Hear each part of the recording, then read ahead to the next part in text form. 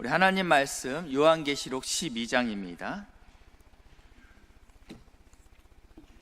요한계시록 12장 17절부터 13장 10절 말씀입니다.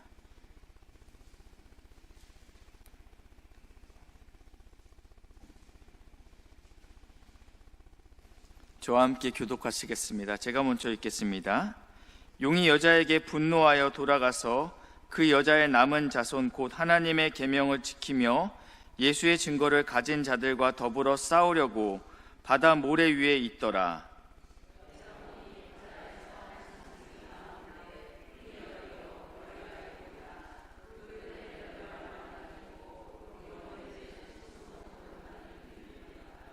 내가 본 짐승은 표범과 비슷하고 그 발은 곰의 발 같고 그 입은 사자의 입 같은데 용이 자기의 능력과 보좌와 큰 권세를 그에게 주었더라.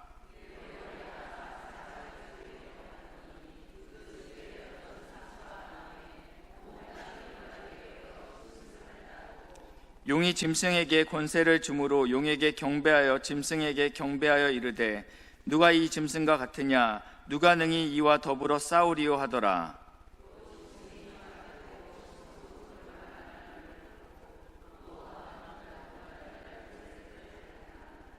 짐승이 입을 벌려 하나님을 향하여 비방하되 그의 이름과 그의 장막 곧 하늘에 사는 자들을 비방하더라.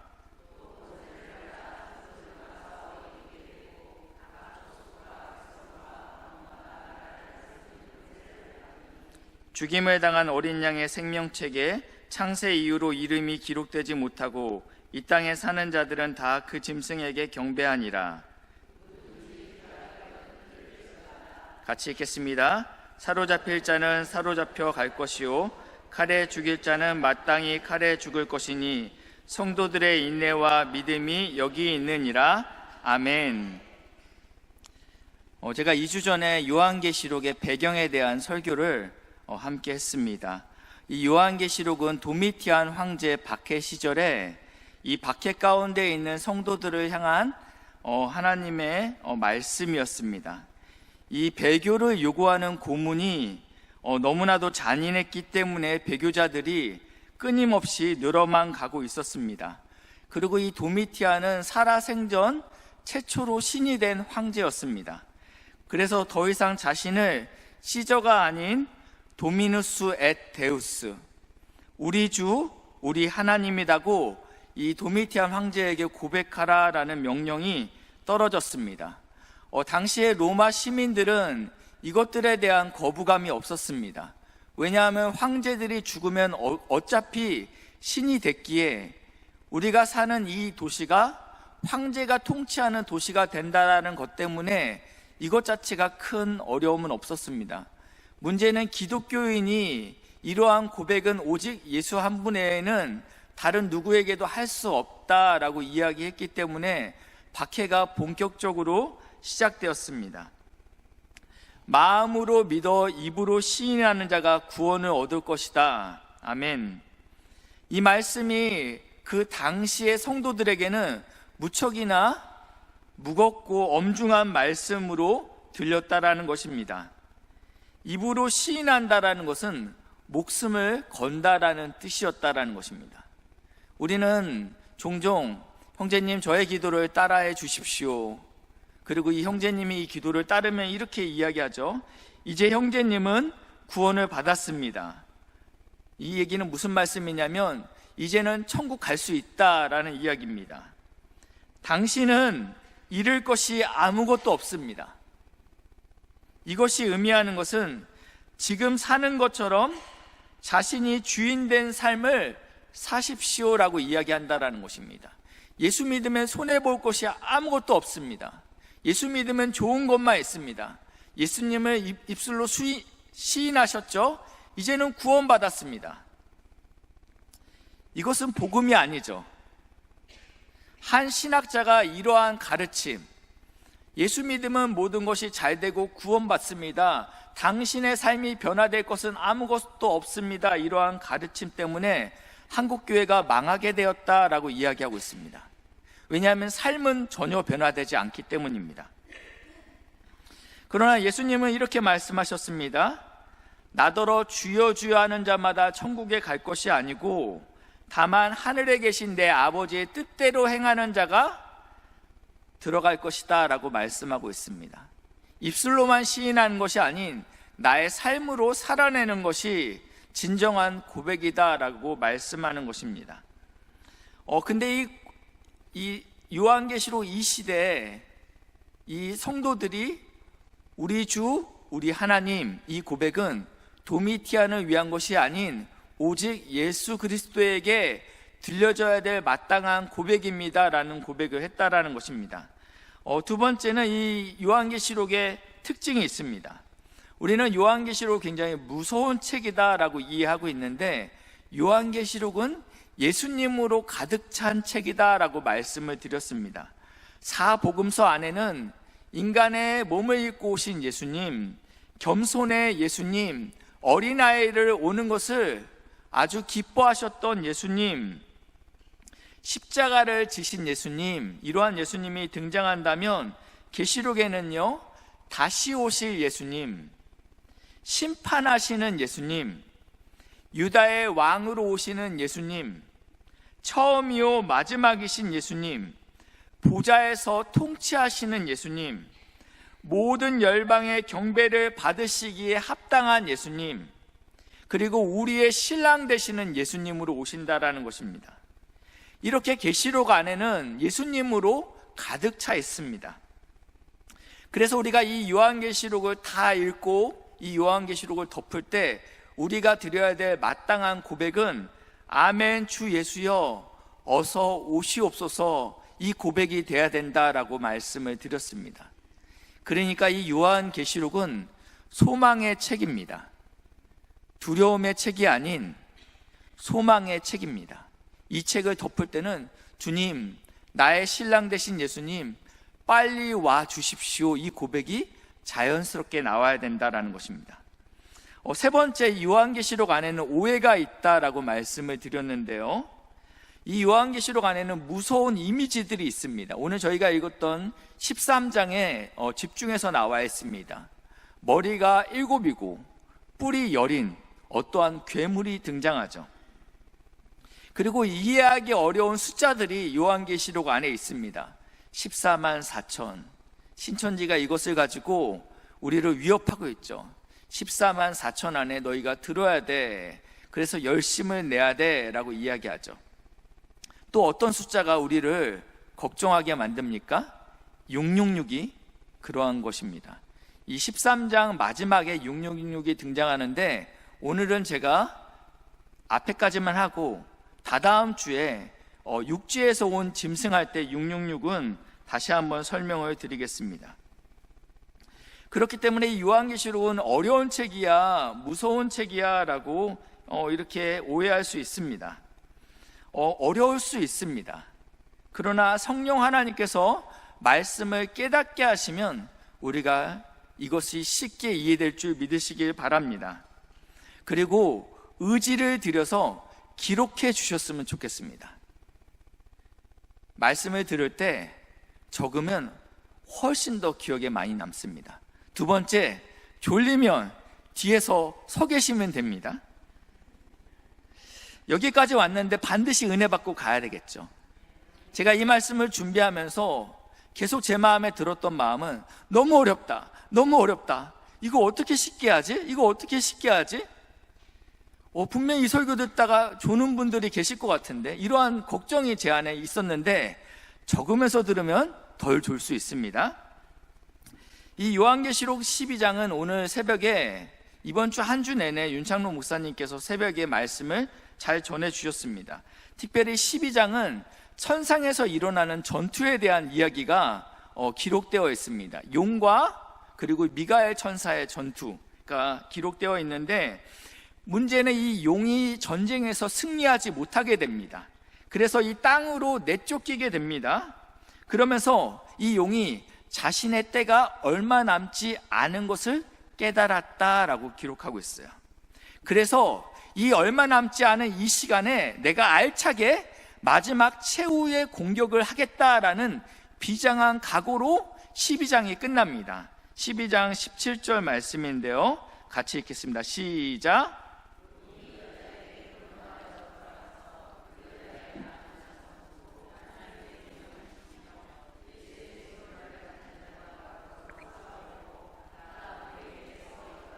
아멘. 여기서 등장하는 용은 누구입니까? 영화에서 용이 나오는 영화는 어떠한 판타지 영화에서나 용이 등장하죠. 근데 이 계시록에서도 용이 등장합니다. 요한계시록을 해석함에 있어서 두 가지 중요한 기준이 있습니다. 첫 번째는 요한계시록 안에서 해석할 것입니다. 이것을 다른 데서 해석하지 않고 요한계시록 본문 안에서 용을 무엇이라고 이야기하는지가 중요합니다. 그리고 두 번째는요, 요한계시록 안에 그 해석이 없다면 이 성경 안에 비슷한 이야기가 반드시 있습니다. 그렇기 때문에 계시록을 해석할 때 이 두 가지를 벗어나는 해석들은 위험할 수 있다는 것입니다. 그러나 성경이 성경을 해석하죠. 여기서 말하는 이 용, 이 하늘에서 싸움에서 쫓겨난 이 용은 누구냐면요, 12장 9절 말씀에 잘 나와 있습니다. 이 용을 무엇이라고 표현하고 있냐면 옛 뱀이라고 표현하고 있죠. 옛날에는 이것을 뱀이라고 이야기했다고 합니다. 여기서 말하는 옛 뱀은 어떠한 뱀을 말하냐면 아담과 하와에게 선악과를 먹어보라고 했던 그 뱀입니다. 그러니까 인간의 최초의 타락을 유발시켰던 그 뱀이죠. 근데 이 뱀의 이름이 또 있습니다. 마귀라고도 하고 사탄이라고 한다. 그러니까 옛뱀, 마귀, 사탄은 같은 것입니다. 그렇죠? 그러면서 이 사탄의 특징에 대해 설명하고 있는데, 온 천하를 꿰는 자라, 온 천하를 속이는 것이다 라고 표현하고 있죠. 이 뱀이 도대체 어떻게 속이고 있습니까? 아담과 하와에게 가서 이렇게 이야기합니다. 정말 하나님께서 동산의 모든 나무의 열매를 먹지 말라고 했어? 하나님은 무엇이라고 말씀하셨죠? 모든 나무의 열매는 먹어도 좋다. 그러나 선악과만 먹지 마 라고 말씀하셨어요. 그러나 이 사단은 하나님의 말씀을 비틀었어요. 또 얘기합니다. 아니야, 하나님은 이 선악과만 먹지 말라고 했어. 이 선악과를 먹으면 죽는데. 그렇게 이야기하니까 이 사단이 무엇이라고 얘기합니까? 안 죽어. 정녕 죽지 아니하리라 라고 이야기합니다. 그러니까 하나님의 말씀을 확대 잘못 해석하고 있다는 것입니다. 그러니까 사단이 속이는 방법은 말씀을 어그러지게 이해시키는 방법으로 속입니다. 사단이 속이는 방법입니다. 그렇기 때문에 우리가 하나님의 말씀에 무엇이라고 나왔는지 명확히 알지 않으면 사단의 밥이 되기에 굉장히 좋은 자가 되는 것입니다. 신천지가 기독교인들을 공격할 때 말씀으로 공격하잖아요. 그러고 나서요, 말씀을 흔드는 자가 이 사단이죠. 말씀을 잘못 해석하게 하는 것이 사단인데, 이 용의 공격의 대상이 오늘 나와 있습니다. 방금 전에 저희가 읽었던 이 12절 마지막 절에 나와 있는데 뭐라고 나와 있냐면, 다시 한번 띄워주시면 12장, 여자의 남은 자손. 여자의 남은 자손이 무엇인가? 요한계시록 안에 나와 있습니다. 곧, 그쵸? 해석까지 해주고 있어요. 아주 친절하게. 여자의 남은 자손을 우리가 명확하게 알 수 있게끔 해석해 주는데, 바로 누구냐면 하나님의 계명을 지키며 예수의 증거를 가진 자들이다 라고 표현하고 있습니다. 그러니까 하나님의 말씀대로 살아내려고 애쓰는 자, 그리고 예수의 그 증거, 예수가 죽었다가 부활하셨다는 그 증거로 인해서 어려움을 당하는, 순교당하는 그 헌신한 신실한 성도들이 용의 공격 대상이라는 것입니다. 그리고 이 사단이 이들과 싸우기 위해서 바다 모래 위에 서 있다라고 이야기하고 있습니다. 그러면서 이제 이 사단이 성도들과 싸움을 하기 위해서 사단이 직접 싸우지 않습니다. 사단도 전쟁의 대리자를 준비하는데 그 내용이 13장에 나오고 있습니다.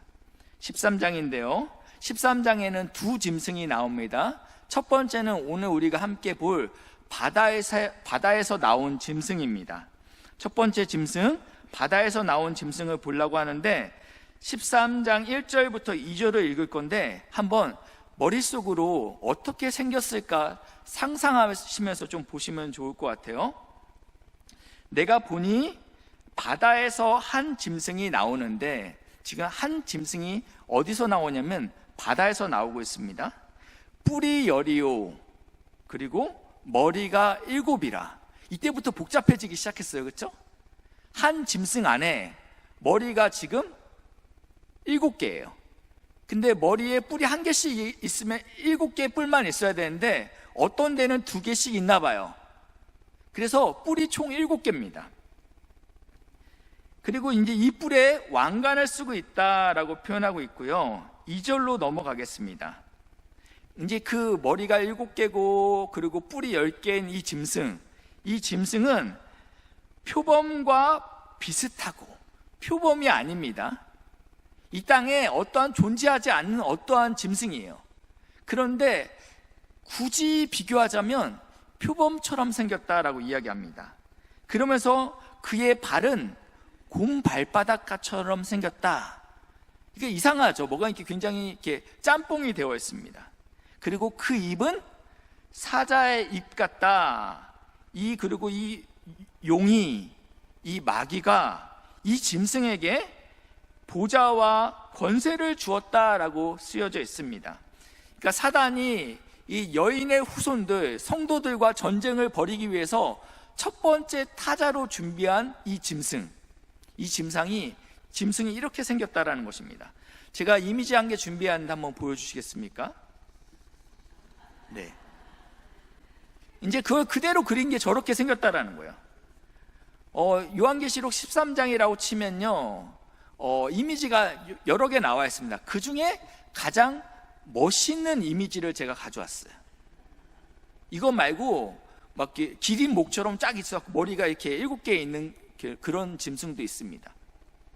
제일 멋있는 그림을 가져왔는데 이 그림을 보면 여러분 이것을 어떻게 해석해야 됩니까? 잘 모르겠죠? 그림을 보니까 오히려 더 헷갈려요. 도대체 무슨 소리를 하고 싶은 거야? 그림을 보니까 더 헷갈립니다. 그러면 제가 그림 내려주시고요, 다시 한번 상상을 해보시겠습니까? 제가 또 한번 설명을 드리겠습니다. 이것은 평소에는 아름다운 여인의 모습을 하고 있습니다. 그리고 어떨 때는 여우처럼 보입니다. 그리고 이것은 꼬리가 9개나 됩니다. 사람들을 유혹해서 간을 빼먹거나 전기를 흡수합니다. 무엇이라고 생각합니까? 무엇이죠? 네, 구미호죠. 이것은 이렇게 이야기하면요, 한국 사람들은 대부분 지금 박 목사가 구미호를 얘기하고 있구나 알 수 있어요. 그러나 이것들을 유대인들한테 제가 아무리 그림 언어로 설명한다 하든 이분들은 이게 뭐야? 방금 전에 봤던 그러한 그림처럼 느껴진다라는 거예요. 혼란만 가증된다라는 것입니다. 오늘 이 요한계시록의 이 환상은 우리에게는 굉장히 익숙하지 않지만 그 당시에 이스라엘 사람들은 이 환상을 딱 들었을 때 생각나는 성경 말씀이 있다라는 것입니다. 지금 이 사도 요한이 봤던 이 환상 내가 어디서 봤어? 한번 보실까요? 바로 다니엘서 7장 3절 말씀인데요, 이 환상은 어떠한 환상이었죠? 일단은 바다에서 나온 짐승이었습니다. 그리고 표범처럼 생겼고 곰발바닥을 갖고 있었고 사자의 입을 갖고 있었고 머리는 7개요 뿔은 10개였어요 이게 이 짐승의 특징이었습니다. 이거 잘 기억하셨다가 7장 3절에 보시니까 큰 짐승 넷이 바다에서 나왔다라고 표현하고 있습니다. 4절입니다. 첫째는 사자와 같은데, 그리고 5절입니다. 둘째는 곰과 같은데, 그리고 6절입니다. 그 후에 내가 또 본즉 다른 짐승, 셋째죠, 곧 표범과 같은데 라고 표현하고 있습니다. 그러면서 이 표범에 대해서 뭐라고 표현하고 있냐면요, 6절 끝에 이 표범의 머리가 넷이다 라고 표현하고 있죠. 머리가 4개나 있어요. 그리고 나서 7절입니다. 드디어 네 번째 짐승이 나오는데 이 네 번째 짐승은 무섭고 놀라우며 또 매우 강하고 또 새로 된 큰 이가 있어서 먹어 부서뜨리고 이 나머지 이 세 짐승이죠, 앞에 나왔던 이 세 짐승을 발로 밟았으며 이 짐승 전에 모든 짐승과 차원이 다른 짐승이 나타났습니다. 근데 이 짐승의 뿔이 몇 개였어요? 10개다 라고 표현하고 있습니다. 목사님, 계시록이랑은 조금 다릅니다 라고 이야기할 수 있어요. 이 다니엘에서 나오는 다니엘 7장에 나와 있는 이 네 짐승을 합치게 되면요, 첫 번째 짐승 머리가 하나였어요. 두 번째 짐승도 머리가 하나였어요. 세 번 표범 같은 짐승 머리가 4개였어요. 그렇죠? 마지막 짐승 머리가 하나였어요. 그리고 뿔은 네 짐승이 토탈 몇 개였죠? 첫 번째 없었어요. 두 번째 없었어요. 세 번째 없었어요. 네 번째 10개의 뿔이 있었어요. 그러니까 지금 여기 나와 있는 이 다니엘서 7장에 이 네 짐승을 합쳐놓은 것이 오늘 이 요한계시록 13장에 나와 있는 바다에서 나온 짐승이라는 것입니다.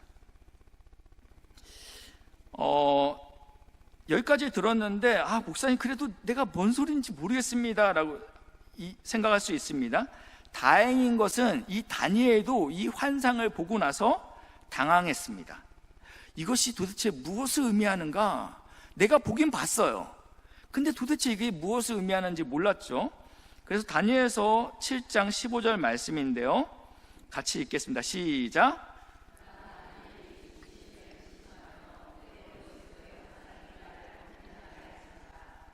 환상을 봤는데 뭔 소리인지 모르겠는 거예요. 왜냐하면 자기가 태어나서 이러한 동물은 본 적이 없기 때문입니다. 그래서 내가 그 곁에 모셔 선 자들 중 하나에게 나가서, 하나님을 모시는 어떠한 천사에게 나아가서 이 모든 일에 진상을 물음에 그가 내게 말하여 이 일의 해석을 알려주며 이르되, 이 일이라는 건 무엇이죠? 바다에서 나온 네 짐승에 대한 어떠한 해석을 알려주겠다라는 것입니다. 그 내용이 17절입니다. 이 네 큰 짐승은 세상에 일어날 내 왕이라. 이 짐승은 진짜 짐승을 이야기하는 게 아닙니다. 왕을 이야기하고 있습니다. 그리고 나중에 보게 되면 제국을 의미합니다. 여기서 왕이라고 분명히 얘기했으니까 성경에서 내 짐승은 어떠한 신비로운 그런 게 아니고 어떠한 제국이다, 왕이다, 통치자다 라고 분명히 이야기하고 있습니다. 그리고 해석이 끝나요. 그러면서 18절입니다. 그러나 걱정하지 말라라는 거예요. 이게 참 무섭지. 이게 무섭지. 근데 지극히 높으신 이의 성도들이 나라를 얻으리니, 우리 성도들이 나라를 얻게 될 것이야. 그리고 그 누림은 영원하고 영원하고 영원하리라. 이 무서운 거 걱정하지 마. 그거는 영원하지 않아. 그런데 성도들이 나라를 얻게 되는 것은 영원하고 영원하고 영원해 라고 지금 분명히 말씀하고 있다는 것입니다. 여기서 벌써 우리는 위로가 되는 거예요. 앞에 있는 환상이 중요한 게 아닙니다. 그것은 영원하지 않기 때문입니다. 진짜 영원한 것은 뒤에다가 분명히 박아놨습니다. 근데 이 다니엘은 굉장히 똑똑한 친구예요. 궁금한 건 못 참죠. 이 대답이 이렇게 충분하지 않았던 것 같아요. 그래서 하나님, 제가 첫 번째, 두 번째, 세 번째는 그래요. 제가 정확히 이해는 안 되더라도 네 번째는 꼭 알아야 되겠습니다. 네 번째는 어마무시했거든요. 앞에 있는 세 번째 것까지와 비교가 되지 않을 만큼 무서운 거였잖아요. 그래서 확실히 알기 원했어요. 그래서 19절입니다.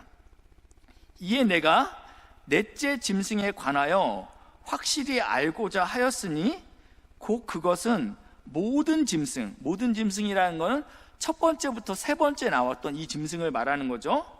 사자 같았고 곰 같았고 표범 같았던 그 제국들, 이것들과 차원이 달라서 심히 무섭더라 라고 쓰여 있어요. 그리고 20절에 보니까요, 이 짐승의 머리에 10뿔이 있다라고 표현하고 있죠.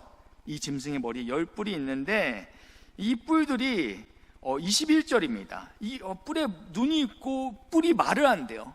이게 보통 이러니까 막 이제 정신이 없는데 이 뿔이 어떠한 역할을 하는지 보십시오. 21절, 내가 본즉 이 뿔이 성도들과 더불어 싸워 누가 이겼대요? 뿔이 이겼대요.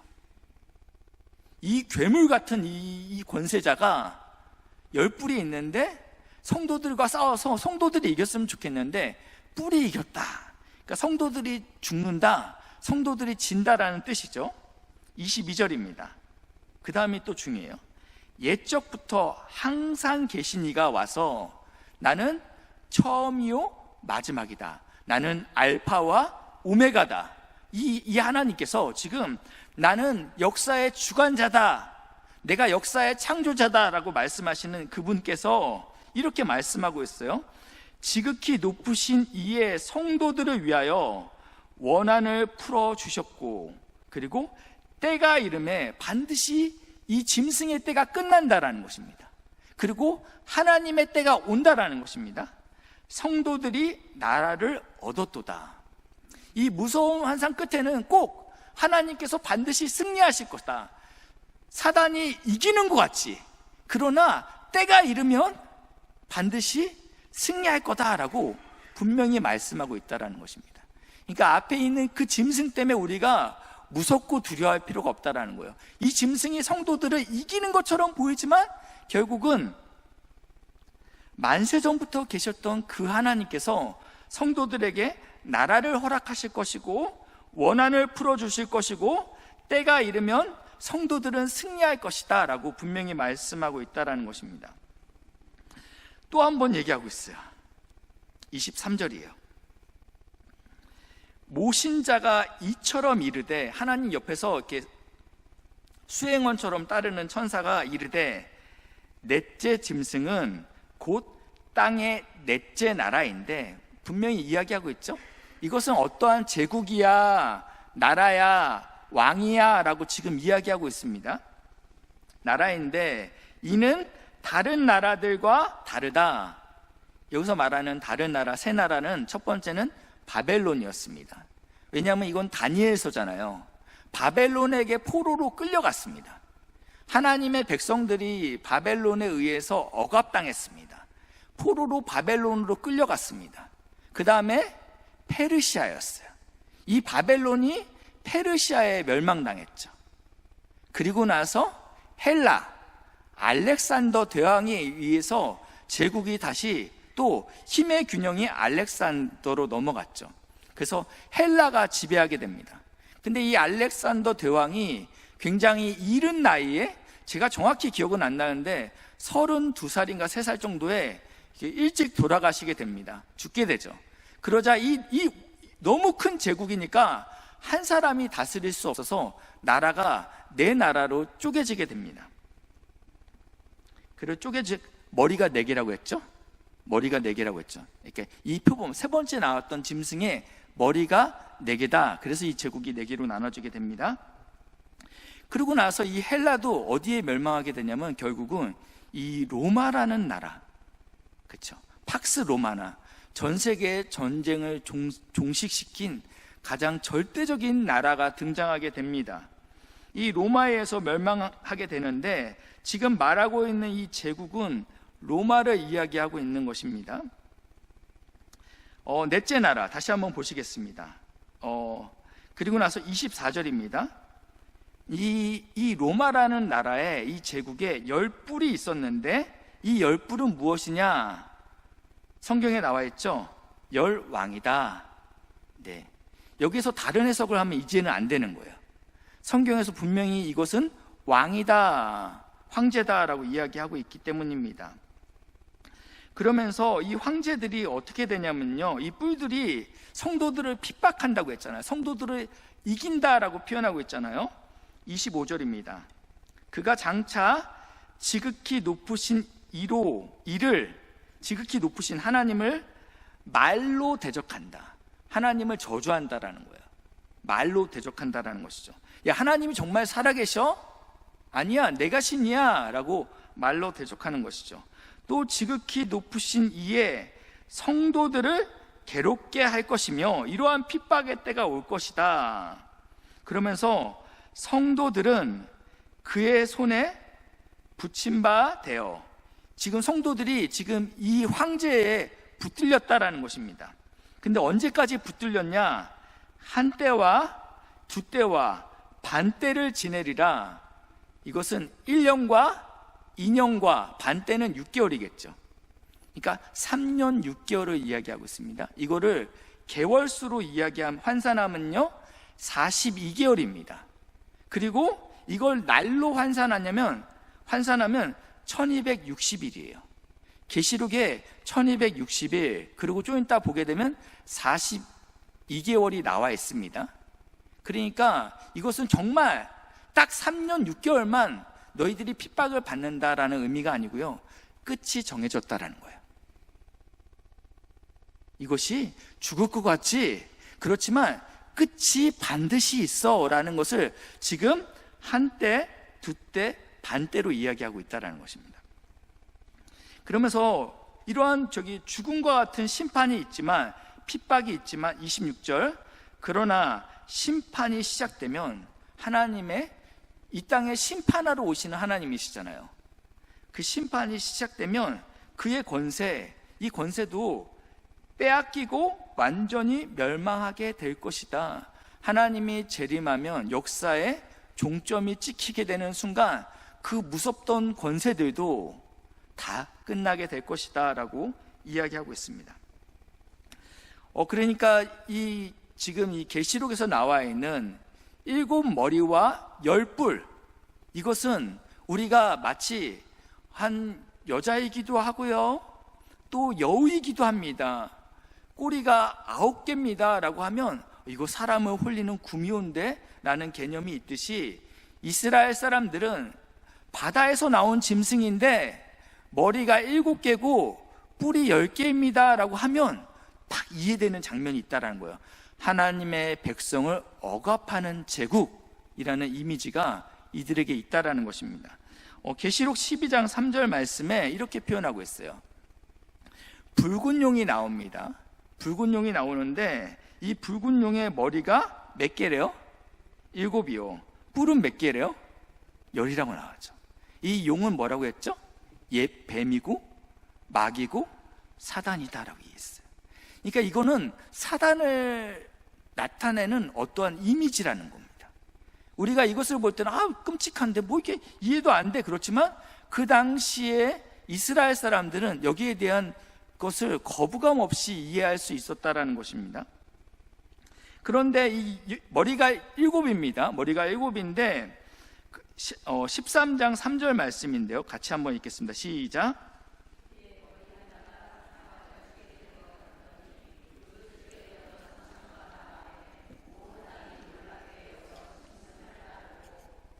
여기 보니까 죽었대요. 죽게 된 것처럼 보였대요.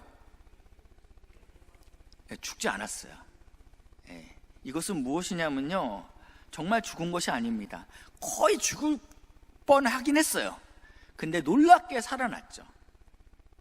이러한 모든 어떠한 이 사단의 괴력들은요, 예수를 흉내냅니다.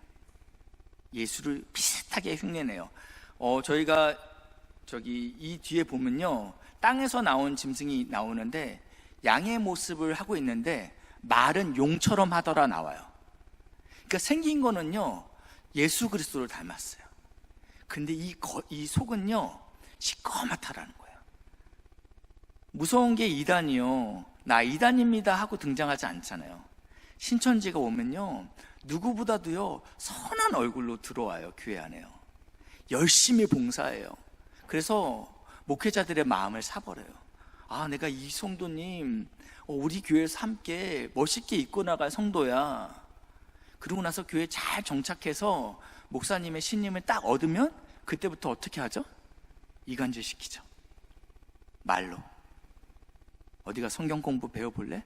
진리를 왜곡시키고요. 지금 이 짐승은 어린 양의 죽음과 부활을 흉내내고 있는 것입니다. 실제로 죽지 않았습니다. 왜냐하면 마귀 사단에게는 그 권세가 없기 때문입니다. 죽었다 살아나는 권세는 오직 예수 외에는 할 수 없어요. 근데 거의 죽은 것 같이 갔다가 살아나는 건 마귀도 할 수 있어요. 그 정도는요. 모세가 바로 앞에서 10가지 재앙을 하게 됩니다.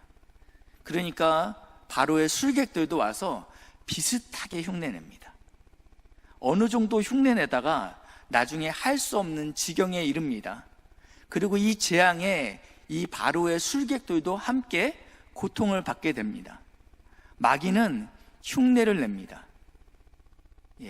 흉내를 냅니다. 지금 그래서 이 흉내를 내는 것입니다. 우리를 속이고 있습니다. 13장 4절 말씀인데 13장 4절 용이 짐승에게 권세를 주므로 이거는 이제 힘을 준 것이죠. 이러한 능력을 잠깐 부여한 거예요. 왜냐하면 능력이 있어야지 사람들이 경배할 거 아닙니까? 그러니까 사람들이 어떻게 하냐면 용을 경배하며 짐승을 경배하게 되었다라는 것입니다. 홀로 영광은 오직 예수와 하나님만 받으셔야 되는데 지금 이 영광이 하나님께 마땅히 올려져야 될 경배가 이 용, 사단과 마귀, 그리고 이 짐승, 권세자, 그리고 제국, 황제에게 돌려졌다라고 이야기하고 있습니다. 우리 주, 우리 하나님은 바로 도미티안 황제입니다 라고 고백하는 것이죠. 15절 말씀인데 또 짐승이 과장되고 신성 모독 말하는 입을 받고 또 42달 동안 일할 권세를 받으니라. 나왔죠? 네, 이 권세, 이거는 3년 6개월, 한때, 두때, 반때를 지금 이렇게 표현하고 있다는 것입니다. 반드시 끝이 있습니다. 사단이 득세하는 것처럼 보이지만, 성도들이 핍박받아서 온전히 다 죽는 것처럼 보이지만 사단의 권세는 끝이 있다라는 것을, 정해진 때가 있다라는 것을 이렇게 표현한다라고 말씀을 드렸습니다. 세상 권세가 아무리 무섭더라도 끝이 있습니다. 군생활이 아무리 고달파도 끝이 있죠. 제가 군대에서 우리 소대가 취침소등할 때마다 외치던 구호가 있습니다. 이 불을 끄는 걸 취침소등이라고 하거든요. 제일 막내가 이렇게 딱 서서 안녕히 주무십시오. 그런 불을 딱 끄면요, 다 같이 뭐라고 외치는 줄 알아요? 그날은 온다, 취침! 그날은 온다라는 거예요. 거꾸로 달려있어도 국방부 시계는 간다. 반드시 끝이 있다라는 것입니다. 이게 군인들한테 얼마나 위로가 되는지요. 죽을 것 같은 이당병도요, 그날은 옵니다. 병장만 오는 게 아니고 이 땅에서 우리가 고난받는 성도로 예수의 증인으로 살아내면서 세상에서 핍박과 심지어 순교의 위험 앞에 있을지라도 이것은 반드시 끝이 있다라고 말씀하고 있습니다. 13장 7절 말씀인데요, 같이 읽겠습니다. 시작.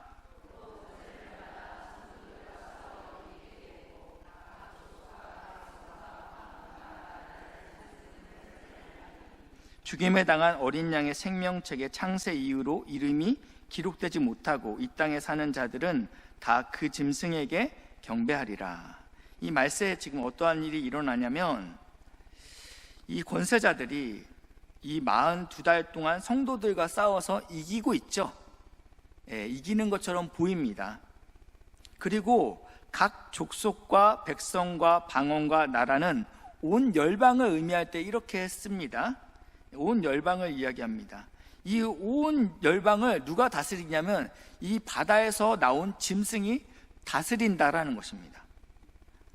그러고 나서 또 어떤 일이 있냐면, 이 생명책에 기록되지 아니한 자들, 이 자들은 다 이 짐승을 경배한다라고 쓰여 있습니다. 이 짐승은 무엇이라고 얘기했죠? 제국이 될 수도 있고 왕이 될 수도 있다, 어떠한 인물이 될 수도 있다라고 말씀을 드렸어요. 이 짐승의 숫자가 666이다 라고 이야기하고 있죠. 바코드 아닙니다. 베리칩 아니에요. 옛날에는 신용카드 쓰면 그 666 받는 거다. 왜냐하면 거래 못한다. 뭐 이렇게 얘기하는데 그런 거 아니에요. 여기 나왔잖아요. 짐승의 숫자다. 그리고 666이다 했는데 여기 잡아요. 그 짐승에게 경배하리라. 계속 제가 짐승에 대해서 어떠한 권세자다, 어떠한 사람이다 라고 말씀을 드렸죠. 다다음 주 걸 벌써 제가 결론을 이야기해버리면 안 되는데, 네. 현실은 짐승이 이기는 것처럼 보입니다. 권세 잡은 자가 이기는 것처럼 보입니다. 그리고 성도들은 비참한 죽음을 당합니다. 그리고 세상이 하나님 마땅히 영광받아야 될 하나님이 아닌 이 짐승을 경배하는 일들이 왕왕 일어날 것이다 라고 말씀하고 있습니다. 이러한 상황 가운데 성도들을 향해서 하나님께서 이렇게 말씀하고 있습니다. 13장 9절 말씀인데 누구든지 귀가 있거든 들을지어다. 들어라 제발. 귀 없는 사람 없잖아요. 그렇죠? 다 있으시죠? 다 들으라는 거예요. 뭐라고 얘기하냐면 사로잡힐 자는 사로잡혀 갈 것이요 칼에 죽을 자는 마땅히 칼에 죽을 것이니 야 죽기밖에 더 하겠습니까? 그렇죠? 네. 이 성도들의 순교를 이렇게 표현하고 있습니다. 성도들의 인내와 믿음이 여기 있느니라. 성도들의 믿음과 인내를 요구한다라고 표현하고 있습니다. 지금 이 시대에 필요한 것은 성도들의 인내와 믿음이 필요하다. 우리가 지금 살고 있는 이 시대는 마지막 시대입니다. 우리에게 필요한 것은 인내와 믿음이다 라고 말씀하고 있습니다. 결론이 아름답게 안 끝났어요. 이 땅에서 우리가 인내와 믿음의 싸움, 오직 하나님만 바라보고 하나님 반드시 끝이 있죠. 저 짐승의 권세 잡은 자가 지금 아나무인으로 기독교인들을 핍박하죠. 그러나 반드시 끝이 있습니다 라는 믿음이 우리 안에 있어야 된다는 것입니다. 제가 너무 자주 얘기하는데 오늘 한 번만 더 얘기하겠습니다. 주기철 목사님 말씀을 드리겠습니다. 순교를 얼마 앞두고 이 평양 형무소로 이송이 되었습니다. 그때 이제 이 오정모 사모님께서 이제 면회를 하게 됩니다. 그러면서 이렇게 이야기했대요. 목사님, 승리하여야 합니다. 승리하여, 이거 뭐라냐면 거기서 순교하십시오라는 얘기예요. 살아나올 생각하지 말고 거기서 죽으세요. 자식이 4명인가 5명입니다. 그리고 아직 노모가 살아계십니다. 심지어 이 5명의 자녀가 자기 뱃속에서 나온 자녀들이 아니에요. 근데 남편이 죽어버리면 어떡해요? 이 사모님, 이 노모와 자기 뱃속에서 나오지 않은 이 자식들 자기가 다 키워야 되는데 남편 보고 거기서 죽으라고 합니다. 이 목사님께서 이 이야기를 듣고 마지막으로 한 메시지가 있다고 합니다. 어떠한 메시지를 기대하십니까? 나 따뜻한 숭늉 한 그릇 마시고 싶어. 이게 주기철 목사님이 이 사모님에게 했던, 사모님이 주기철 목사님에게 들었던 마지막 이야기였다고 합니다. 특별하지 않죠? 되게 기대했는데 뭐 나랑 별로 다를 거 없네. 이땐 좀 멋있는 얘기 해야 되는 거 아니야?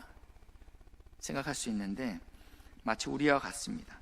이 오정모 사모님이 돌아오는 길에 한없이 울었다고 합니다. 그러면서 이렇게 고백합니다. 우리 주님도 십자가 위에서 하신 말씀이다 라고 이야기해요. 어떠한 얘기를 했나요? 내가 목마르다.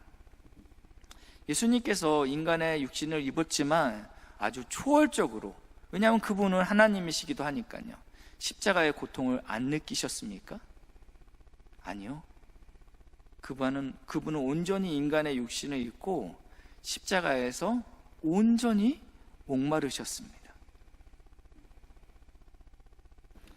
예수님께서 인간의 육신을 입고 그 길을 온전히 다 걸어내셨고, 그리고 그 길을 또 믿음의 선배인 주기철 목사님도 걸어가셨습니다.